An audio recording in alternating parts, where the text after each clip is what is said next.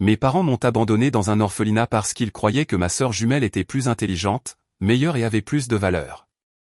Des années plus tard, ils m'ont vu à la télévision nationale, une femme prospère qu'ils ne reconnaissaient plus. Soudain, ils ont voulu reprendre contact, agissant comme s'ils avaient toujours été des parents aimants. J'ai souri et je leur ai présenté ma nouvelle famille. Mais au moment où ils ont vu qui m'avait élevé, leurs visages se sont décomposés. Je m'appelle Elena Brox et j'ai maintenant 29 ans. Mais quand j'avais 11 ans, mes parents ont décidé que j'étais la mauvaise jumelle à garder. Ils ne l'ont pas dit aussi crûment au début.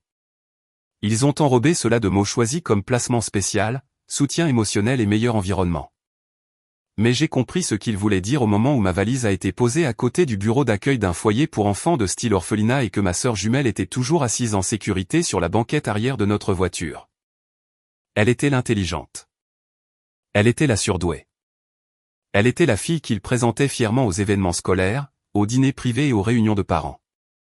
J'étais celle qui se figeait pendant les examens, qui dessinait des histoires dans les marges de ses devoirs et qui les embarrassait en étant ordinaire dans une famille obsédée par l'extraordinaire. Ce jour-là, mon père m'a regardé comme si j'étais un investissement raté, et ma mère n'a même pas voulu croiser mon regard. J'ai attendu que l'un d'eux se retourne, me serre dans ses bras et me dise que tout cela était une erreur. Ils ne l'ont jamais fait. Les années ont passé. J'ai cessé d'être l'enfant qu'ils avaient abandonné et je suis devenue une femme qu'ils ne reconnaissaient plus. Puis un matin, ils m'ont vu à la télévision nationale, souriant sous les lumières vives du studio pendant que les gens applaudissaient la vie que j'avais construite sans eux. Soudain, ils ont voulu reprendre contact.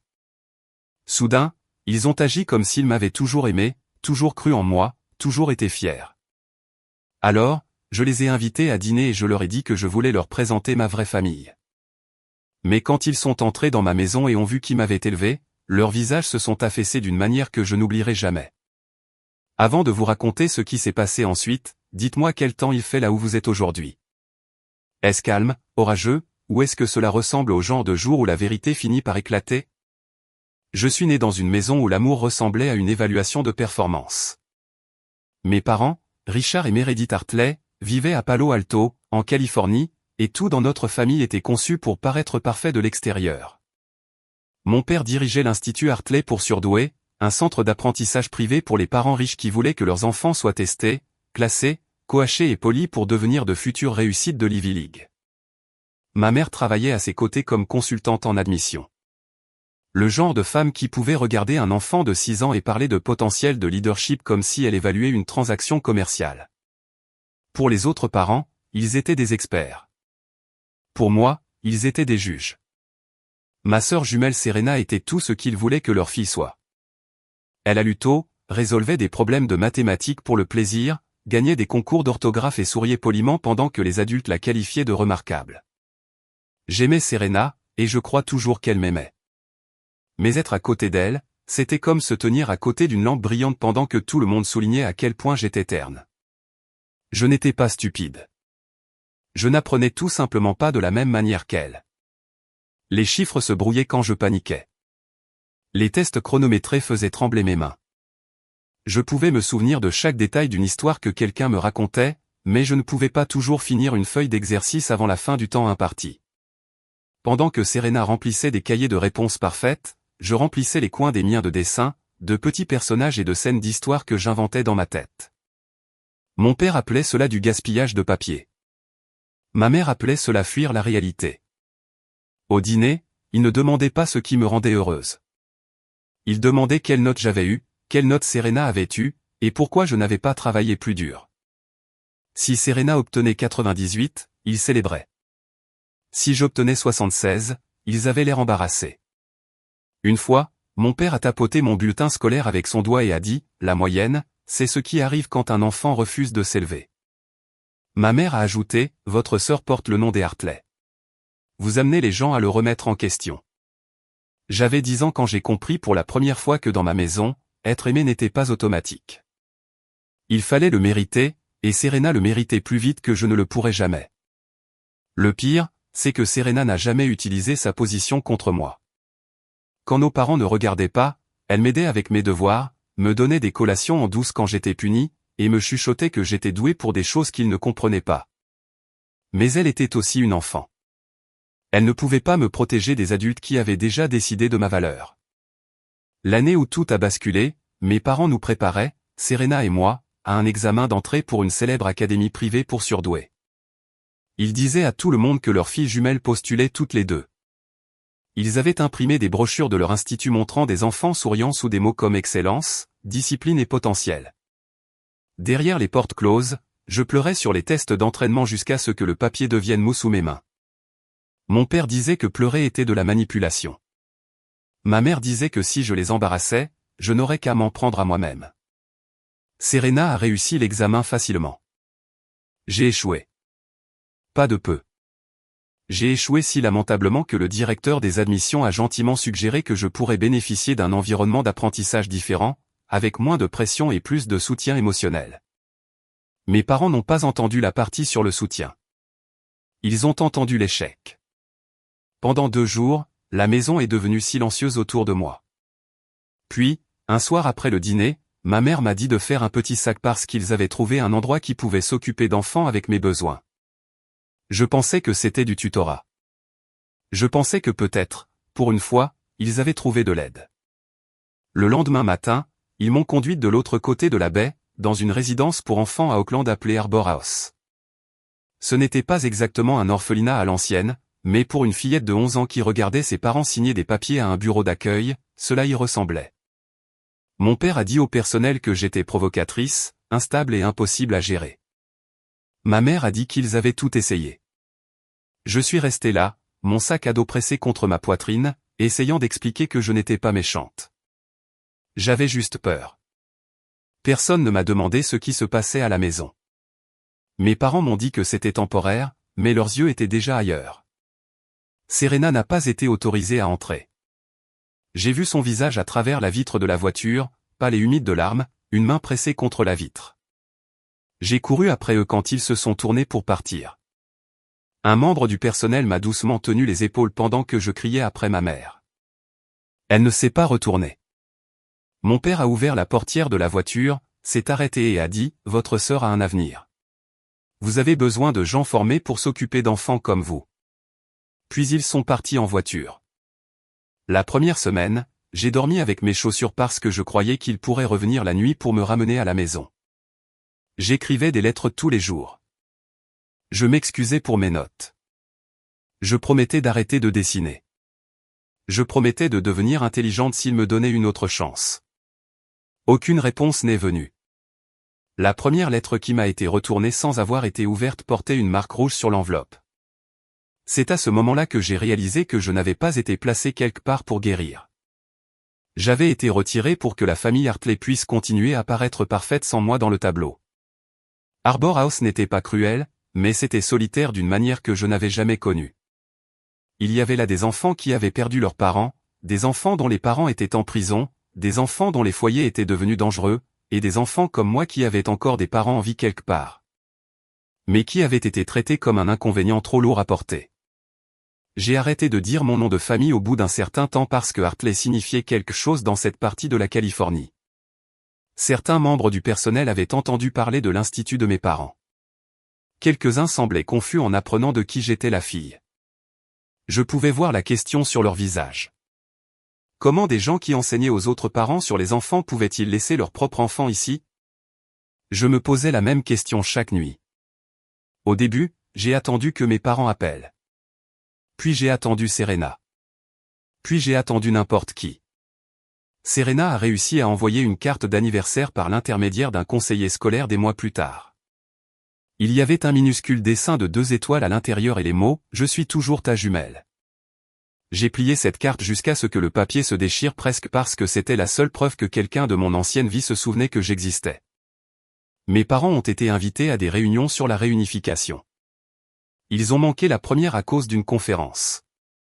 Ils ont manqué la deuxième parce que ma mère a dit que Serena avait une présentation académique. À la 3e réunion, leur courriel était court et froid. Ils ont écrit que je m'adaptais mieux loin des pressions de la maison et que je devais rester dans des soins spécialisés. Soins spécialisés, ce n'est plus propre qu'abandon. Les adultes aiment les mots qui donnent l'air responsable à des choses laides. Je suis devenue plus silencieuse. J'ai arrêté de demander quand je pourrais rentrer à la maison. Je continuais à écrire des histoires, mais je les cachais sous mon matelas parce que je croyais toujours que la créativité était quelque chose de honteux. Puis, un samedi après-midi, une femme avec des lunettes de lecture argentées et un sac en toile rempli de livres d'images est venue à Arbor House. Elle s'appelait Ruth Brox et elle était bénévole pour un programme d'alphabétisation pour les enfants en établissement d'accueil. Elle ne m'a pas demandé de me présenter au groupe. Elle ne m'a pas forcé à lire à voix haute. Elle s'est simplement assise à côté de moi à une table et a remarqué le coin d'un cahier qui dépassait dessous ma manche. Je me suis préparé à la leçon habituelle. Au lieu de cela, elle a dit « Écrivez-vous des histoires ?» J'ai haussé les épaules. Elle a souri comme si cette réponse suffisait. « Quand vous serez prête, je serai honoré d'en lire une. » Honoré ? Aucun adulte n'avait jamais utilisé ce mot pour quoi que ce soit que j'avais fait. La semaine suivante, elle est revenue avec son mari, Miguel. C'était un mécanicien de bus scolaire de Sacramento avec des mains rugueuses, des yeux gentils et une manière tranquille de mettre les enfants nerveux en sécurité. Il ne parlait pas beaucoup au début. Il a juste remarqué que le vieux magnétophone à cassette dans la salle d'activité était cassé, l'a démonté et l'a réparé pendant que nous regardions. Puis il me l'a tendu et a dit, « Les écrivains ont aussi besoin d'outils. » J'ai utilisé ce magnétophone pour dire mes histoires au lieu de les écrire. Et pour la première fois, les mots sont sortis sans se figer. Ruth a écouté chaque cassette. Elle a posé des questions sur les personnages, les fins, les choix, les sentiments. Miguel m'a construit une petite boîte en bois pour garder les cassettes en sécurité. Ils n'ont pas traité mon imagination comme un problème. Ils l'ont traité comme une porte. Après quelques mois, Ruth et Miguel ont demandé s'ils pouvaient devenir mes parents d'accueil. Je n'y ai pas cru au début. Les gens visitaient Arbor House tout le temps et partaient. Me vouloir de façon permanente semblait impossible. Le processus a été lent. Il y a eu des vérifications d'antécédents, des visites à domicile, des audiences au tribunal et des réunions où les adultes parlaient avec précaution parce qu'ils savaient que toute la vie d'un enfant était en train de se décider. Mes parents ont été prévenus. Mon père a envoyé un seul courriel disant qu'il faisait confiance au système pour déterminer l'issue la plus pratique. Ma mère n'a pas écrit du tout. Une issue pratique. C'est ce que j'étais pour eux. Ruth a pleuré en lisant ces mots, non pas parce qu'elle était en colère de manière bruyante, mais parce qu'elle comprenait ce qu'il m'avait fait.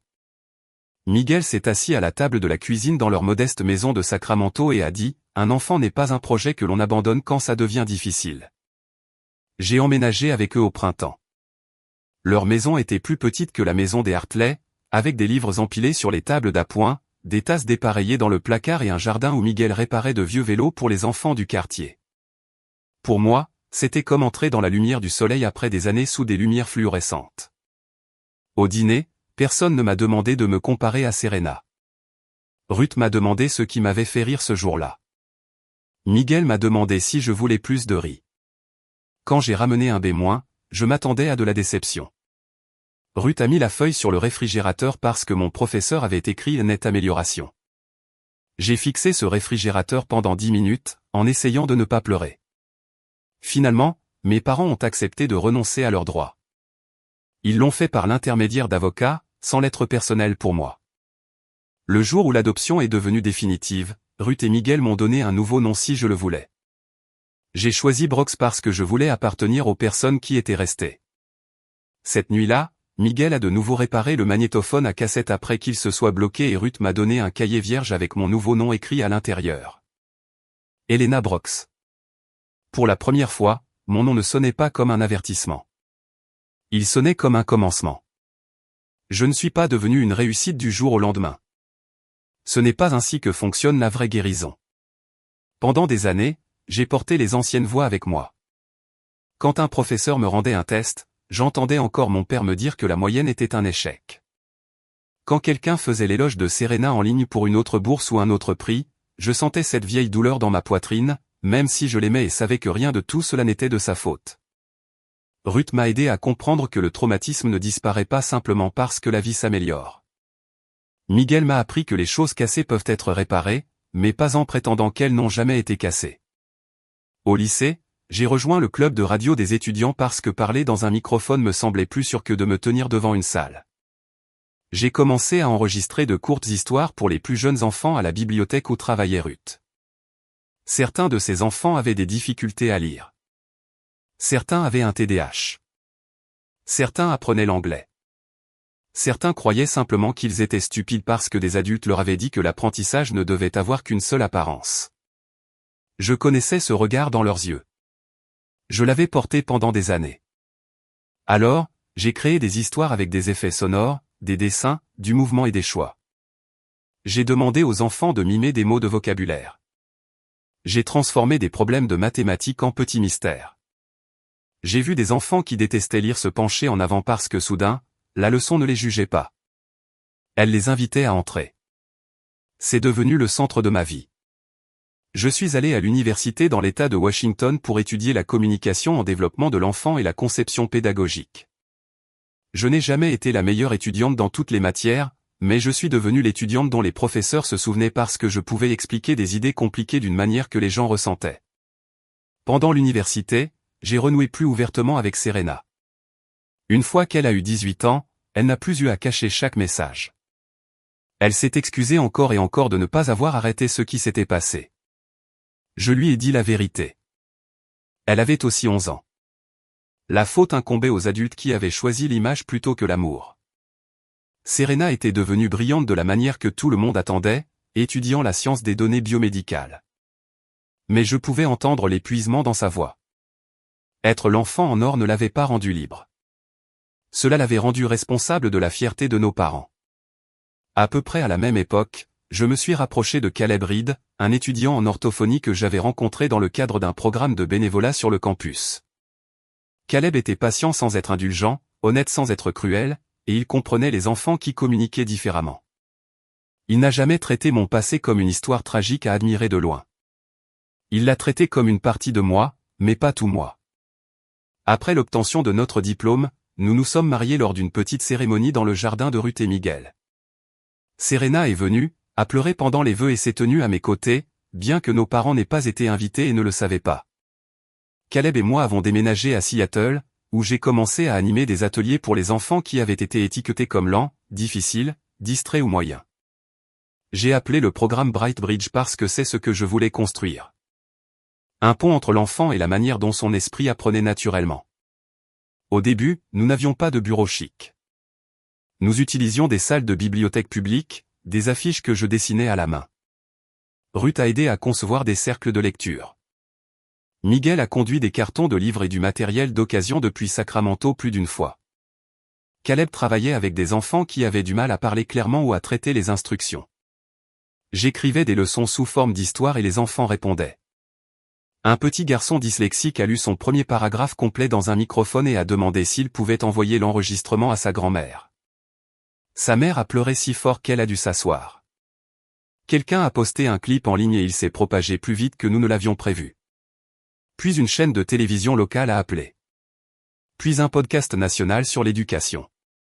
Puis une fondation a offert un financement. En 3 ans, Bright Bridge était devenue une véritable entreprise avec du personnel, des partenariats scolaires, des bourses et une liste d'attente. J'aurais dû ne ressentir que de la fierté. Mais le succès peut être étrange quand les personnes qui vous ont un jour jeté sont encore en vie quelque part, prétendant avoir fait le bon choix. Puis est arrivé le matin qui a tout changé. J'ai été invité à une émission de télévision nationale intitulée The American Morning Desk pour recevoir le prix national de l'innovation en éducation. L'animateur m'a demandé ce qui avait inspiré mon travail. Je n'ai pas dit les noms de mes parents. Je ne les ai pas attaqués. J'ai simplement dit, on m'a dit un jour que je ne valais pas la peine d'investir. Puis 2 personnes m'ont appris que chaque enfant apprend différemment et que chaque enfant mérite quelqu'un qui reste. La caméra a filmé Ruth et Miguel dans le public. Ruth pleurait. Miguel essayait de ne pas le faire. Caleb me tenait la main. À travers le pays, des millions de personnes m'ont vu sourire sous les lumières du studio. Et quelque part en Californie, mes parents biologiques m'ont vu aussi. Pendant 18 ans, ils n'avaient pas eu besoin de moi. Mais au moment où le monde m'a applaudi, ils se sont souvenus que j'existais. Le premier message est arrivé 3 jours après la diffusion. J'étais dans mon bureau en train d'examiner les demandes de bourse lorsque mon téléphone s'est allumé avec un nom que je n'avais pas vu depuis des années. Le message disait qu'il m'avait vu à la télévision, que j'étais belle, qu'ils étaient fiers de la femme que j'étais devenue et qu'ils espéraient que suffisamment de temps s'était écoulé pour que nous puissions nous reconnecter en tant que famille. Je l'ai lu 2 fois, attendant les excuses. Elles ne sont jamais venues. Il n'y avait aucune mention de Harbour House, aucune mention des lettres retournées sans être ouvertes, aucune mention des réunions qu'ils avaient manquées, ni de la phrase qui m'avait suivi la moitié de ma vie. Votre sœur a un avenir. Ils ont écrit comme si j'étais simplement parti et avais oublié de rentrer à la maison. Mon premier réflexe a été de supprimer le message. Au lieu de cela, j'ai appelé Serena. Elle a répondu rapidement et a dit, « Ils t'ont envoyé un message, n'est-ce pas ?» C'est ainsi que j'ai appris la vérité. L'Institut Hartley pour surdoués était en difficulté. Des parents avaient commencé à se plaindre que l'Institut mettait trop de pression sur les enfants et un ancien élève avait écrit un article sur l'anxiété et l'épuisement professionnel après des années de coaching pour surdoués. Leur prochain gala de collecte de fonds était censé redorer leur image publique. Après mon apparition à la télévision, mes parents ont vu une solution. Moi. Serena avait entendu notre mère dire, mon histoire pourrait être recadrée comme la preuve que la famille Hartley a toujours produit l'excellence, même par des chemins non conventionnels. Mon père aurait apparemment dit, les gens aiment les histoires de retour en force. Nous devons juste ramener Elena dans le récit familial. Récit familial, pas fille, pas récit d'excuses. Caleb m'a trouvé assise à notre table de cuisine ce soir-là avec le message ouvert sur mon téléphone. Il ne m'a pas dit quoi faire. Il a seulement demandé, qu'est-ce qui t'apporterait la paix? J'y ai réfléchi longtemps. Les ignorer pourrait me protéger un jour, mais cela ne les empêcherait pas d'utiliser mon nom. Les attaquer en ligne transformerait ma douleur en divertissement avant que je ne sois prête. Puis j'ai pensé à Ruth et Miguel, à chaque dîner où ils m'ont fait sentir désiré, à chaque histoire qu'ils ont écoutée, à chaque kilomètre qu'ils ont parcouru pour moi. Mes parents biologiques voulaient rencontrer la version réussie de moi.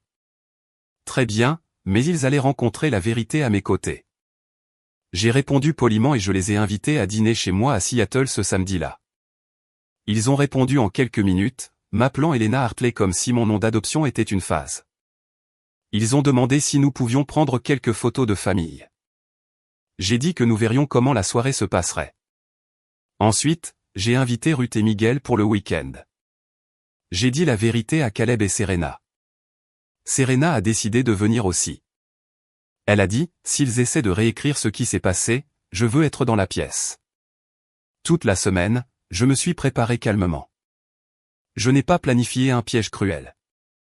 J'ai planifié une table construite sur des faits. J'ai rassemblé mes papiers d'adoption, le premier cahier que Ruth m'avait donné et le vieux magnétophone à cassette que Miguel avait réparé. Caleb a monté une courte vidéo des ateliers de Brightbridge, des enfants qui lisent, Ruth animant des cercles de contes, Miguel installant des ordinateurs donnés, et des parents pleurant quand leurs enfants croyaient enfin qu'ils pouvaient apprendre. Le samedi soir, mes parents sont arrivés avec des fleurs chères, une bouteille de vin et des sourires trop larges pour être vrais. Ma mère m'a serré dans ses bras comme si des caméras nous regardaient. Mon père a regardé autour de ma maison et a dit, « Tu as très bien réussi par toi-même. » Par toi-même, comme si personne d'autre n'avait construit cette vie avec moi. Puis ils sont entrés dans la salle à manger et ont vu Serena qui se tenait là. La surprise a traversé leur visage, mais ils se sont vite ressaisis. Ils n'avaient toujours pas vraiment remarqué Ruth et Miguel au fond de la table. Pour des gens comme Richard et Meredith Hartley, les gens ordinaires étaient souvent invisibles jusqu'au moment où ils devenaient impossibles à ignorer.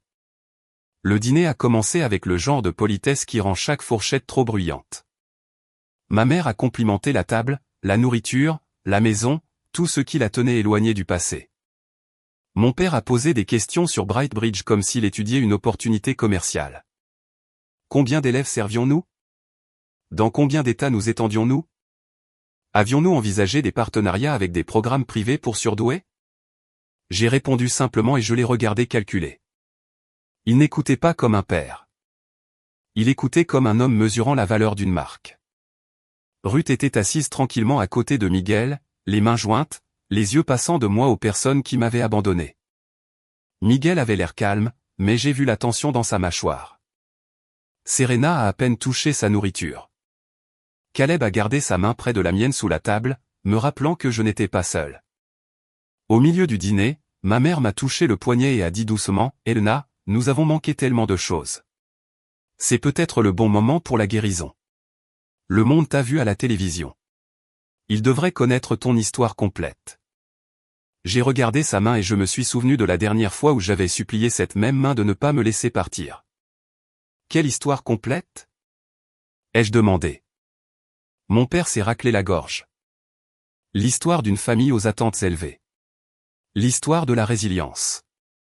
L'histoire de la façon dont les normes façonnent des adultes extraordinaires. Serena a chuchoté, « Papa, arrête. » Mais il a continué, « Nous organisons un gala le mois prochain. Ta présence pourrait aider les familles à comprendre que le succès peut prendre différents chemins, mais qu'il commence toujours par une fondation. » Une fondation. Je me suis levé et j'ai pris mon verre, non pas pour porter un toast, mais pour stabiliser mes mains. Tu as raison sur une chose, ai-je dit. Le succès commence effectivement par une fondation. Alors avant que quiconque ne prenne des photos ou ne raconte au public une histoire de famille, je veux honorer la fondation qui m'a réellement sauvé la vie. Le sourire de ma mère a vacillé. Je me suis tourné vers Ruth. Quand j'avais 11 ans, je croyais que j'étais trop difficile à aimer. Ruth m'a trouvé à Arbor House avec un cahier caché sous ma manche. Et au lieu de demander ce qui n'allait pas chez moi, elle a demandé si elle pouvait lire mon histoire. Ruth a couvert sa bouche. Je me suis tourné vers Miguel. Miguel a réparé un magnétophone à cassette cassée pour que je puisse dire mes histoires quand écrire me faisait trop peur. Il m'a appris que les choses cassées n'ont pas de valeur. Elles ont juste besoin de quelqu'un d'assez patient pour les réparer. Ensuite, j'ai remercié Caleb de m'avoir aidé à transformer la douleur en un programme qui a redonné leur voix aux enfants. J'ai remercié Serena de m'avoir aimé en secret quand elle était trop jeune pour se battre contre les adultes de notre vie. Finalement, j'ai regardé mes parents biologiques. Et puisque vous m'avez dit que vous étiez fiers après m'avoir vu à la télévision nationale, j'ai pensé que ce soir serait le bon moment pour vous de rencontrer les personnes qui m'ont réellement élevé. Le visage de mon père s'est durci. Ma mère s'est tournée lentement vers Ruth, la voyant vraiment pour la première fois. La reconnaissance l'a frappée comme une gifle.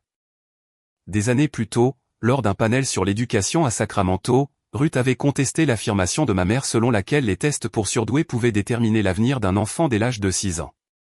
Ma mère en avait ri plus tard, qualifiant Ruth de bibliothécaire sentimentale qui confondait gentillesse et expertise. Maintenant, cette même bibliothécaire était assise dans ma maison en tant que ma mère de toutes les manières qui comptaient. Mon père a ensuite reconnu Miguel. Il y a des années, Miguel avait réparé des bus pour un district scolaire partenaire de l'Institut Hartley pour surdoués. Mon père avait dit un jour devant lui, certains réparent des moteurs, d'autres façonnent des avenirs. Il l'avait dit comme une insulte. Maintenant, il comprenait que l'homme qu'il avait méprisé avait façonné l'avenir de la fille qu'il avait jetée. C'est inapproprié, a chuchoté ma mère. Non, a dit Serena, la voix tremblante. Ce que vous avez fait était inapproprié. Mon père s'est à moitié levé de sa chaise. Nous avons pris des décisions difficiles. Tu étais instable. On nous a conseillé. J'ai ouvert le dossier à côté de mon assiette et j'ai posé un courriel imprimé sur la table. Je ne l'ai pas jeté. Je n'ai pas crié. J'ai simplement laissé les mots parler. Serena est l'enfant dans laquelle nous pouvons encore investir. Elena a besoin d'un environnement différent. Mon père est devenu pâle. Ma mère a regardé la page comme si des étrangers l'avaient écrite. J'étais une enfant, ai-je dit. Pas un investissement raté, pas un problème de relations publiques, pas une erreur que vous pouviez cacher jusqu'à ce que je devienne utile. Caleb a appuyé sur play sur la vidéo. L'écran montrait des enfants dans des salles de bibliothèque lisant dans des microphones, dessinant des cartes d'histoire et apprenant de manière qu'aucun test ne pouvait mesurer. Il montrait Ruth à côté d'une fille qui avait peur de lire. Il montrait Miguel transportant des boîtes de livres donnés. Il me montrait en train de dire aux parents, aucun enfant n'est moyen quand quelqu'un prend le temps de comprendre comment il apprend. Ma mère a commencé à pleurer, mais ses premiers mots n'ont pas été des excuses. Ils ont été, sais-tu ce que cela pourrait nous faire? Et voilà. Pas ce qu'ils m'avaient fait, mais ce que la vérité pourrait leur faire. Je l'ai regardé et j'ai dit, c'est la première chose honnête que vous avez dite ce soir. Ils sont partis avant le dessert. Mon père a dit que je regretterais de les avoir humiliés. Ma mère a dit que Ruth et Miguel m'avaient monté contre ma vraie famille. Miguel s'est tenu calme mais ferme et a dit, une vraie famille n'abandonne pas un enfant pour revenir pour les applaudissements. Mes parents n'ont eu aucune réponse. Ils sont sortis en laissant les fleurs sur la table, leur histoire parfaite brisée derrière eux. Pendant une nuit, j'ai cru que c'était fini. J'ai cru que la honte pourrait faire ce que l'amour n'avait jamais fait et rendre mes parents silencieux. J'avais tort. Le lendemain matin, l'Institut Hartley pour surdoués a publié une longue déclaration sur sa page officielle. Mes parents ont écrit que leur fille avec qui ils avaient coupé les ponts les avait invités à dîner uniquement pour les humilier, qu'ils avaient passé des années à prier pour une réconciliation, et que j'avais été influencé par des personnes qui voulaient me séparer de ma famille biologique. Ils se sont décrits comme des parents au cœur brisé, punis pour avoir pris des décisions difficiles pendant une période difficile. Ils n'ont pas mentionné Arbor House. Ils n'ont pas mentionné les réunions de réunification manquées. Ils n'ont pas mentionné le courriel sur l'investissement en Serena. Et ils n'ont pas mentionné qu'ils ne m'avaient contacté qu'après qu'une apparition à la télévision nationale m'ait rendu utile à leur réputation. Puis ils ont fait leur plus grosse erreur. Ils ont identifié l'émission de télévision, les journalistes spécialisés en éducation et les sponsors liés à Brightbridge. Ils pensaient que la pression publique me ferait taire. Peut-être que la version de moi de 11 ans aurait paniqué. La femme de 29 ans qu'ils ne reconnaissaient plus ne l'a pas fait. J'ai attendu 1 heure, j'ai appelé Ruth, Miguel, Caleb et Serena, puis j'ai écrit une réponse. Elle était courte, calme et documentée. Je ne les ai pas insultés. Je n'ai pas exagéré. J'ai simplement dit la vérité. J'ai écrit que j'avais été placé à Arbor House à 11 ans après avoir échoué à répondre aux attentes académiques de mes parents. J'ai écrit que Ruth et Miguel m'avaient accueilli puis adopté après que mes parents biologiques aient choisi de ne pas participer de manière significative à la réunification. J'ai écrit que je respectais le droit de chaque enfant à la vie privée, mais que je ne permettrais pas à des adultes qui ont abandonné un enfant de s'attribuer publiquement le mérite de l'adulte qu'elle est devenue. Puis j'ai posté une phrase que les gens ont répétée plus que toute autre chose. Je n'ai pas été élevé par des exigences élevées. J'ai été sauvé par un amour constant. Serena a partagé le message et a ajouté sa propre déclaration. Elle a écrit qu'elle avait été la jumelle favorisée, qu'elle avait bénéficié du même système qui m'avait fait du mal, et que le silence avait protégé les mauvaises personnes pendant trop longtemps. Ces mots comptaient parce que mes parents ne pouvaient pas la rejeter comme l'enfant difficile. Elle avait été leur preuve de succès et maintenant, même elle refusait de jouer un rôle pour eux. La réaction a été plus grande que ce que nous avions prévu. Les parents qui avaient payé l'Institut Hartley pour surdoués ont commencé à poser des questions. D'anciens élèves ont partagé des histoires sur les crises de panique, la pression et le fait d'être traités comme des projets au lieu d'enfants. Un sponsor s'est retiré du gala. Puis un autre. Une école privée a annulé la conférence de ma mère sur l'éducation d'enfants résilients. Mon père a démissionné d'un conseil consultatif après que des journalistes lui aient demandé pourquoi un homme qui coachait les parents sur le développement de l'enfant avait définitivement abandonné l'une de ses propres filles pour ne pas avoir performé comme sa jumelle. Ils n'ont pas été détruits par des mensonges. Ils ont été exposés par la vérité qu'ils avaient passé des années à décorer. 1 semaine plus tard, mon père m'a envoyé un message. Ce n'était pas des excuses. Il a dit que j'avais nui au nom de la famille et que je devais retirer mon message. Ma mère a envoyé un message séparé disant qu'elle espérait que j'étais satisfaite. J'ai regardé ces messages en attendant de ressentir cette vieille faim pour leur approbation. Elle n'est jamais venue. J'ai répondu 1 fois.